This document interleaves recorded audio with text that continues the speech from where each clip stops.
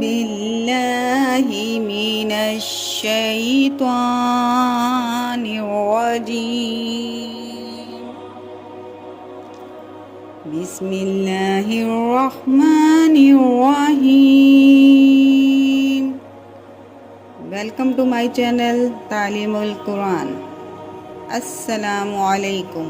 جیسا کہ آپ کو پتہ ہے ہم پڑھ رہے ہیں سورہ بقرہ جو کہ مدنی سورہ. آج کا ہمارا سبق ہے سورہ بقرہ کی آیت نمبر 34.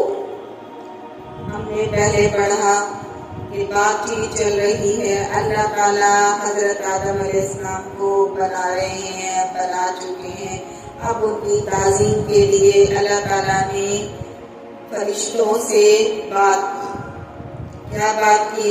بسم اللہ الرحمن الرحیم. وَإِذْ اور جب قُلْنَا ہم نے کہا. کس نے کہا؟ اللہ تعالیٰ نے فرمایا، حکم دیا، لِلْمَلَائِكَةِ اسْجُدُوا لِآدَمَ تمام فرشتوں کو.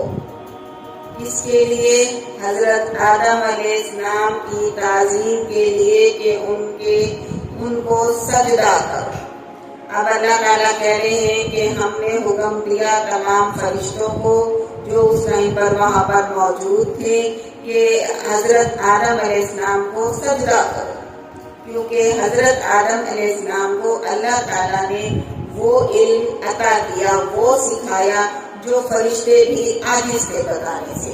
فسجدوا بس سب نے سجدہ کیا، تمام فرشتوں نے سجدہ کیا. الا ابلیس سوائے ابلیس کے. ابلیس کے سوا اللہ کا حکم سب فرشتوں نے مانا، سب نے سجدہ کیا. اب اس میں سجدہ کس ٹائپ کا تھا؟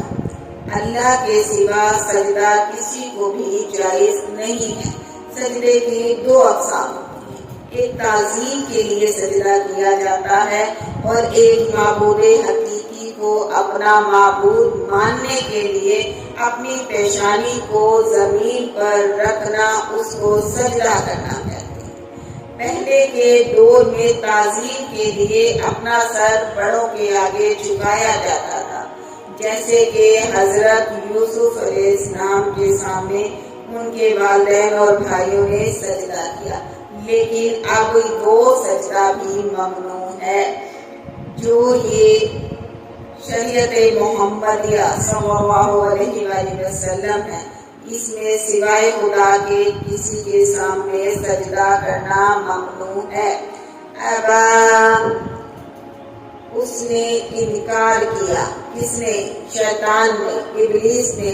بس تکبر اور تکبر کیا. تکبر میں آ کے انکار کیا کہ میں کیوں کروں، میں اس کو سجدہ کیوں کروں، کیونکہ میں آگ سے بنا ہوں، یہ مٹی سے بنا ہے.